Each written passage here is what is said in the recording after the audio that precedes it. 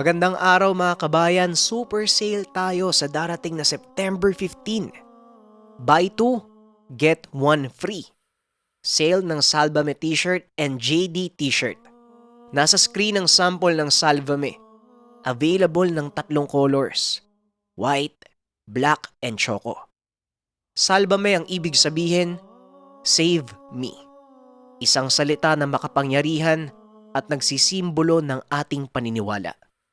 Kaya naman huwag palagpasin ang ating super sale sa darating na September 15. Salamat. Teka nga sandali, ano bang nangyayari? Bakit parang gulat na gulat kayo? Sino ba tong kasama mo, Jeronimo?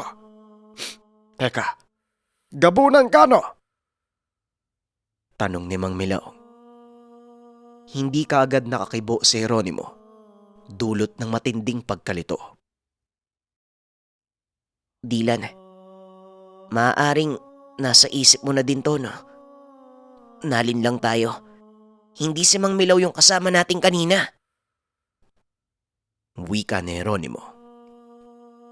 Ano magtititigan na lang ba tayo dito?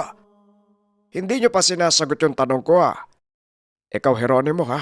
Nagpipigil lang ako, nako ka. Kakaltukan kita. Alam mo ba kung anong hirap ang dinanas ko makasunod lang sa bakas mo? Nako. Kumusta ba? May kasama ka pang gabunan? Dito na sinabi ng bata. Sinubukan nilang kunin ang bangkay na ginagamit ni Ponchita. Ngunit may Mang Milao na biglang lumitaw at ito ang tumangay sa bangkay. Nga po pala si Dylan. Gabunan po siya kakampi natin. Mahabang storya po Kapag pinaliwanag ko pa yung lahat kung bakit pero sa ngayon, nalilito po ako sa sitwasyon Maaring si Ponchita yun, Jeronimo. Napakagaling manlil lang ng hayop na yon. Kaya pala sinabi niyang tapat na tauhan si Heraldo. Pagkakataon na sana yon. Makakalamang na sana tayo kung nasa atin yung bangkay.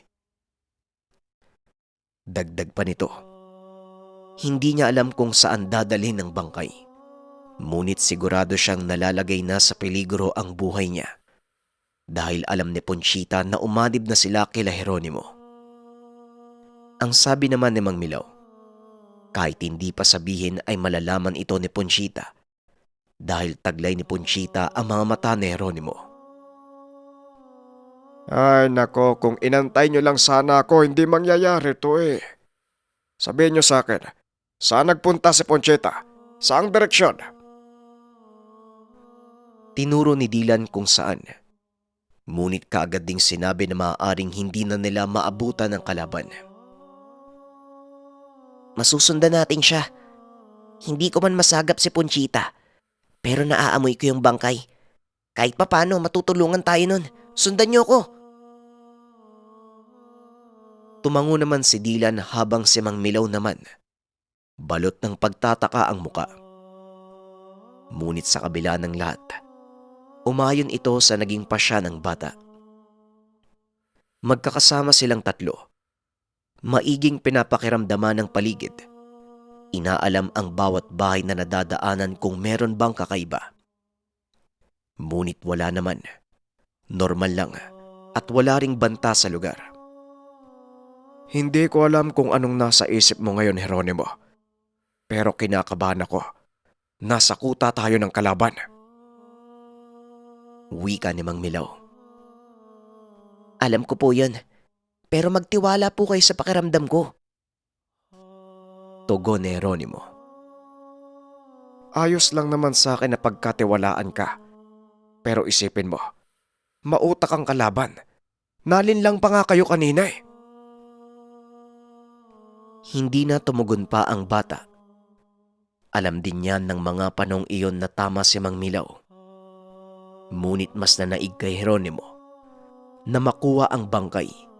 Kung papalarin pa ay mapatay si Ponchita. Hanggang sa makarating sila sa isang lugar. May ilang kabahayan subalit tila may kakaiba. Ito ay pugad ng mga rebelde. Nagtanong si Mang Milao kung malapit na ba ang kinaroroonan ni Ponchita. Tumugon si Jeronimo na malayo pa. Nakakaramdam siya ng mga aswang at iba pang mangkukulam. Ay nako, idagdag mo pa yung mga rebelde. Napakaraming banta sa lugar. Kung sa bagay, wala ka pang masyadong alam sa mga gubat eh. Wika ni Mang Milaw. Huwag po kayo mag-alala, Mang Milaw. Sa oras po na may masagap akong banta, kahit sinong banta, sisiguraduhin ko po sa inyo na bago makalapit yun tutumba na. Teka nga po pala. Tinatablan po ba ng bala yung mga burang? Tanong ni Jeronimo. Ay naku, linti na bata talaga to, oo. Natural tatablan. Pero hindi ganun kalakas ang pensala. Kaso, pag merong karga ang bumaril sa'yo, mamamatay ka. Sobrang kampante mo. Hindi mo alam ang kakayahan ng mga rebelde. Malakas din ang kutob ko na yung mga rebelde na yan ay hawak dipot. Natigil ang pagsasalita niya. Biglang nagudyat ng kamay si Dylan sabay turo sa isang direksyon. Madilim, ngunit nararamdaman ng gabunan ang mga alumang. May mga alumang. Maaaring kasama dyan si Dionisio. Wika ni Dylan. Biglaan yung pagdating nila. Teka sandali, sisilipin ko. Tugon ni Jeronimo. Hoy, hoy, hoy, hoy! Itong batang to, mag-isip ka nga muna. Hindi ka ba nadala, anak? Hindi talaga nakinig, umalis talaga, oo. Ang sarap kutusan ng sentido nito eh. Ay, Dylan, pakisundan na nga lang, baka kung anong mangyari dun eh. Wika ni Mang Milaw. Sumunod naman si Dylan at nag-anyong gabunan. Napapailing na lang si Mang Milaw. Bagaman mabangis ang gabunan, hindi pa rin ito sasapat para sa mga kalaban. Nagusal ang matanda ng palipad hangin at iba't ibang klase ng tigalpo. Pinalipad hangin din ng matanda ang lasong ibinigay ng kapatid na si Sandro. Pagkatapos nun, hinalika ng matanda ang baliktarang medalyon. Kailangan ko ng tulong mo. Bantog na mandirigmang Metatron. Bigyan mo ko ng lakas upang kayanin ang pagsubok na ito. Ilapag niyo po ang sandata niyo at ito ang magiging sandata ko. Sa pangalan ng bantog na anghel kasama ng mamandirigma sa kalangitan, mga santo, inang berhen, Jesus at amang may likha. Amen. Wika ni Mang Milaw. Kasabay ng pagbitaw ng orasyon, tila yumanig ang lupa, kasabay ng pagliwanag ng hawak na medalyon. Dama ng matanda ang gaan ng katawan at lakas ng poder, hanggang sa nagsimula ng maglakad si Mang Milaw. Nang mga sandaling ito ay napapasabak na si Dylan at Jeronimo sa mga alumang. Marami man, ngunit hindi ito nakakapalag sa dalawang aswang na gabunan at burang. Bakit hindi mo gamitin ang totoo mong anyo, Jeronimo? Tanong ni Dylan habang nakikipagpalitan ng atake kay Dionisio. Wala sa akin ang mga mata ko, kaya hindi ko mapapalabas yung totoo kong anyo. Samantala, biglang umalingaw ang putok ng baril sa iba't ibang direksyon. Paglingon ni Dylan si Mang Milaw ang pinapaputukan, pero nanlaki ang mga mata ng gabunan, sapagkat hindi alintana ng matanda ang pagbaril sa kanya. Oy, Jeronimo! Napapasabak si Mang Milaw sa mga rebelde! Wika ni Dylan. Pero abala si Jeronimo sa kaliwat kanang kalaban. Hanggang sa isa-isang napabagsak ng bata ang mga alumang, bigla namang nawala si Dionisio. Samantala, kalmado namang lumapit si Mang Milaw sa mga rebelde. Isa-isang kinuha ang mga baril. Pinukpok ng matanda ang ulo ng mga ito. Anak ng matanda. Ano bang meron sa kanya? Bakit ang lakas ni Mang Milaw? Halata naman na may tangan yung mga rebelde. Pero baliwala sa kanya oh. Wika ni Dylan. Di ba sabi ko sa'yo parang si Buying din? Maliban pa dyan, taglay niya ang medalyon ni Buying. Mukha lang yung matanda tapos uugod-ugod. Pero, kayang-kaya akong patayin yan. Halika na! Inabisuan naman ni Dylan ang bata na antayin si Mang Milaw. Subalit hindi nakinig si Jeronimo. Walang nagawa si Dylan kung hindi sumunod sa bulag. Hanggang sa huminto ang bata, may itinuro na pangpang. Ang sabi ni Jeronimo, hindi siya nagkakamali. Nariyan ang bangkay, pero hindi siya sigurado kung nariyan si Ponchita. Isipin mo na lang na nandyan. Magaling manlin lang yun eh. Teka, sa itaas may mga gabunan. Dalawa? Paano nangyari yun? Tanong ni Dylan. Hindi ko din masasagot yan eh. Anong naiisip mo ngayon? Delikado. Malakas na klase ng gabunan yung nasa taas ng pangpang. Kung hindi ako nagkakamali, meron pa silang pakpak. Ano? Gabunan na merong pakpak? Posible bang mangyari yun? Posible. Nasa kamay nila, hindi katulad ng mga burang na tumutubo sa likod. Pakiramdaman natin ang kilos nila, basta wag tayo magpapakita. Hanggat maaari, doon tayo sa kakauyan dumaan papunta sa bangkay. Teka, sumasakit yung dibdib ko. Biglang bumagsak sa lupa si Dylan. Inalalayan naman ito ni Jeronimo patungo sa kakauyan. Nataranta ang bata. Nakikita kung ano ang nararamdaman ng gabunan na tila ba mamamatay na. Bilisan mo bago matapos yung usal ni Ponchita sa bangkay. Kinukulam niya ako.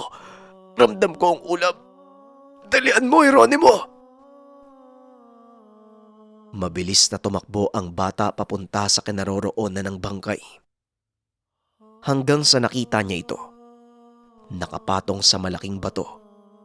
At sa gilid naman, may babaeng naroon at pamilyar kay Jeronimo. Nagtayuan ang mga balahibo ng bata.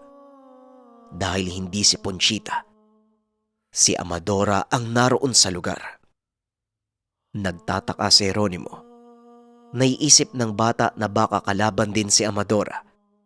Ngunit bigla na lang kuminang ang mga mata nito. Kahit nasa malayong distansya, kitang-kita ni Jeronimo sa pamamagitan ng isipan at pangitain. Nagbabaga ang mga mata at kinukumpas ang kamay. Dito naghinala si Jeronimo na si Amadora at Ponchita ay maaaring iisa. Magaling din sa panlilin lang si Amadora. Magpasaganon pa man, hindi na nag-aksaya ng panahon si Jeronimo. Mabilis na lumapit kay Amadora sabay lundag at kinalmot ang mukha nito. Natamaan naman ni Jeronimo ang babae, kaya nalaglag si Amadora pababa sa malaking bato. Nakawala na si Dylan sa kulam. Nagbalik ang lakas niya at kagad na sumunod kay Jeronimo. Ngunit hinarangan siya ng dalawang gabunan na may pakpak. Sinunggaban ito ni Dylan. Kumari pa siya ng takbo papasok sa kakauyan. Dito tayo sa loob para hindi nyo magamit yung pakpak nyo para patas ang laban. Tumawa ang dalawang gabunan at lumapit sa kanya. Susunggab na sana ang isa. Ngunit bigla na lang itong tumilapon na tila may tumamang bagay na hindi nakikita. Nagtataka si Dylan. Maging ang isang gabunan na may pakpak ay nagulat sa nangyari. Dylan, nasan ang bata? Nasan yung pilyong bulag? Tanong ni Mang Milaw. Gulat na gulat si Dylan. Nakita niya si Mang Milaw na nakatayo ilang distansya sa kanya. Nakangat ang kamay habang ang isa naman nakahawak sa medalyon. Ikaw pala, Mang Milaw. Ikaw pala may gawa nun. Si Jeronimo, siguro napapalaban ngayon kay Ponchita. Bumangon ang tumilapong gabunan. Galit na galit. Pinagaspas ang mga pakpak at sumugod. Hindi alintana ng nilalang ang mga tangkay at sanga na nakaharang. Nagkandabali-bali ang maliliit na kahoy. Kaya malakas ang loob ng gabunan. Kaya niyang sumuot kahit masukal ang lugar. Sa tingin ko, hindi pangkaraniwang aswang ang mga ito. Gabunan po yan, pero may pakpak nga lang. Wika ni Dylan. Nagkasundo sa pamamagitan ng tingin ng dalawa. Tig-isa ng kalaban hanggang sa nakipagpalitan na ng atake si Dylan. Samantalang si Mang Milaw naman, nakatayo lang habang ang kalaban ay naglalakad paikot sa paligid ng matanda. Balik tayo kay Jeronimo. Hinanap ng bata si Amadora ngunit wala na ito kung saan nalaglag. Subalit sa pagkakataong iyon, ramdam ng bata ang presensya ng mangkukulam. Ilang sandali pa ay nakarinig siya ng pagtawa. Hindi alam ni Jeronimo kung saan nanggagaling. Tila sumasabay ito sa daloy ng hangin. Magpakita ka! Duwag ka pala eh! Bata na nga yung kalaban mo tapos bulag pa. Nagtatago ka? Umakyat ang bata sa itaas ng bato. Nang masilayan niya ang bangkay, nakita niyang may ilang bagay na nakatungtong sa dibdib nito. Napansin niya ang isang larawan. Paglapit ni Jeronimo ay si Mang Milaw ang nasa larawan. Mabuti na lang naabutan ko. Kung hindi siguradong may mangyayari kay Mang Milaw. Lumabas ka, Amadora! Ponchita! Kung sino ka mang demonyo ka, lumabas ka. Pero kung ayaw mo, siguradong lalabas ka din sa oras na isagawa ni Mang Milaw ang pagganti ng bulong sa bangkay. Kapag ibabalik niya na yung sumpa sa'yo, ewan ko lang kung hindi ka lumabas sa pinagtataguan mo. Wika ni Jeronimo. Muli siyang nakarinig ng pagtawa. Ngunit sa pagkakataong iyon ay papalapit na sa kanya. Nakita niya si Amadora. Nakalutang ang lahat ng buhok habang papalapit sa kanya. Kung minsan, nahihirapan na ako magpanggap eh. Kahit ano pwede kong gayahin. Pwede akong maging si Ponchita, si Dionisio, o kahit sinong pinakamamahal mo. Magaling sana si Milaw, pero mahirap kapag isip ang ginamit. Mahirap kapag isip ang nilason. Hindi mo alam kung sino ang kalaban mo. Wika ni Amadora. Anong ibig mong sabihin? Tanong ni Jeronimo. May kahinaan pala yung utak mo, bata. Ang lakas ng isang tao ay dumidepende kung paano mo maitatago ang totoo mong katangian. Patay na si Ponchita. Ginamit ko lang siya. Dagdag pa nito. Sila ni Ponchita ang may balak na kunin ang mga mata ni Jeronimo. Pero iisa lang dapat ang magkakaroon ng lakas. Pinatay ni Amadora si Ponchita at siya ang nagpanggap upang palabasin na si Ponchita ang masama. Madali lang sa kanya na paikutin ang pag-iisip ng mga kasama. Lalo't siya lang ang nakakaalam sa karunungang gayuma at ilan pang panlilinlang. Ang tanging kakayahan lamang ni Ponchita ay ang tanga nitong medalyon na may 5 santong itim na karaniwang panggagamot lang ang kayang gawin. Sa pagpapatuloy ni Amadora, minsan naman niyang tinulungan si Jeronimo. Ang pagpukaw sa lakas ng bata ay sabulag. Pero habang tumutulong siya, para din niyang niloloko ang sarili. Magpasaganon pa man, tuwang-tuwa siyang nakikita na hindi mapalagay si Mang Milaw sa kakahanap sa kalaban. Mas magandang panoorin kapag nababaliw ang mga kalaban. Hindi nila alam kung ano ang gagawin. Hindi nila alam kung sino ang tutugisin. Mas magandang panoorin ng ganon kaysa bigla na lang silang mamamatay. Mas magandang paglaruan muna sila. Si Landa, patay na. Iisa na lang ang kailangan kong patayin at paglaruan. Si Milaw na lang.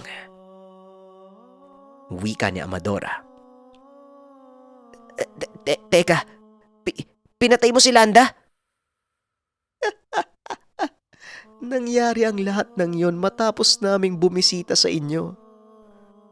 Yung sangkap na ibinigay kong sa bulag kay Milaw, katas ng katawan ni Landa. Mabisa ano? Maganda din sa pakiramdam kapag pinahid mo sa katawan.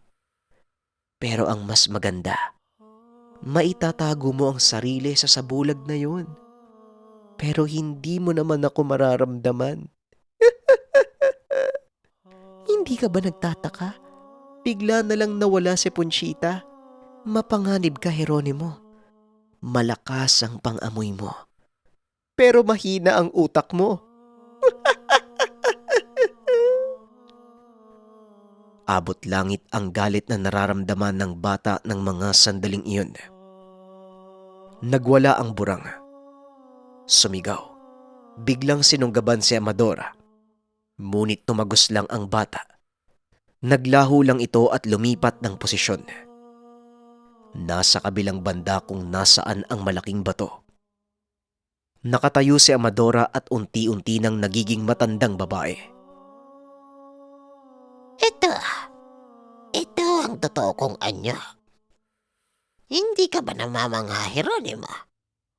Yung kausap mo kanina ay isang ilusyon lang. Nandito ako.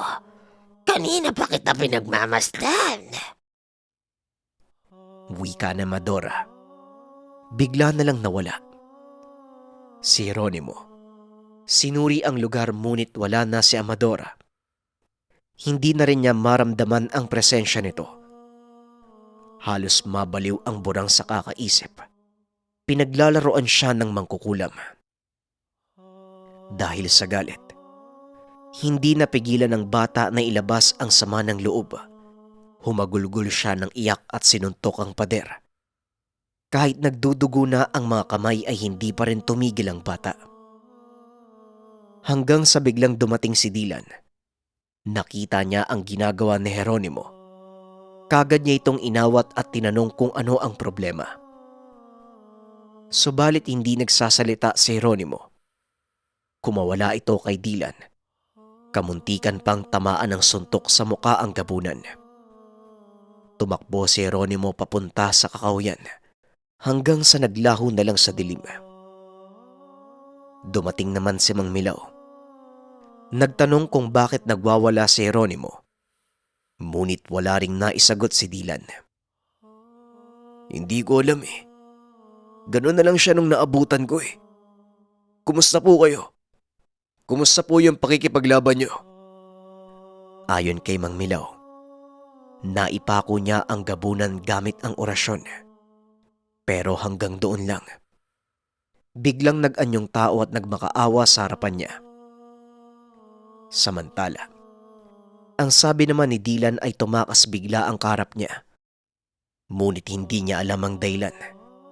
Basta habang naglalaban, tumalikod ito at lumipad papalayo sa lugar. Ang huling gabunan na may pakpak, ang magkapatid na si Ader at Tumar. Pero ayon kay Romel, patay na sila matagal na panahon na nakakalipas. Hindi kaya binuhay sila ni Ponchita? Hindi ko masasagot yan. Hindi ako pamilyar sa ganong klase ng aswang. Ayan ang labi. Naabutan pala ng bata. Ang hindi ko lang maintindihan, bakit nagkaganon sa Jeronimo? Pwede bang sundan mo para malaman natin? Mas maigi po sigurong hayaan muna natin siya. Baka nagkaroon sila ng engkwentro ni Ponchita. Siguradong may sinabi yung mangkukulam sa bata. O hindi kaya naman, sintomas yan ng pagiging ganap na burang ni Jeronimo. Nakita ko ang itsura niya. Babangis. At kung hindi ako nakailag, Maaaring nagtamo ko ng malalang pinsala galing sa kanya. Lumapit sila sa bangkay na nakapatong sa bato. Napapailing na lang si Mang Milaw dahil nakita niya ang sariling larawan. Isa-isa niyang kinuha ang mga bagay sa dibdib ng bangkay. Binalot ni Dylan ng kumot at inilagay sa baba ng bato. Nagkatitigan si Mang Milaw at Dylan hanggang sa nagtanong si Dylan kung iiwan ba nila si Jeronimo sa lugar. Sa palagay ko, iwanan na lang muna natin. Alam ng batang yon kung saan siya uuwi. Basta ngayon, tama lang ang naging pasya natin. Sumama ka na muna sa amin, doon ka sa bahay ko. Doon natin dadali ng bangkay. At kung maaari, doon ka na rin manatili. Habang gumagawa tayo ng plano kung paano mapapatay si Poncheta. Kung ako'y nasa sitwasyon ng bida natin, napakahirap kasi hindi pa naman matanda si Jeronimo eh. Kulang siya sa kaalaman kung paano gumagalaw yung mundong ibabaw. Kaya masigit niyang kailangan si Mang Milaw, kailangan niyang masabi yung lahat ng naranasan niya para makontra ni Mang Milaw. Kaso ang hirap eh. Hindi nga natin alam kung yung pinakitang anyo ni Amadora, kung yun na ba talaga yung totoong anyo niya. Pero abangan natin sa last 2 episodes ng ating kwento. Paalam.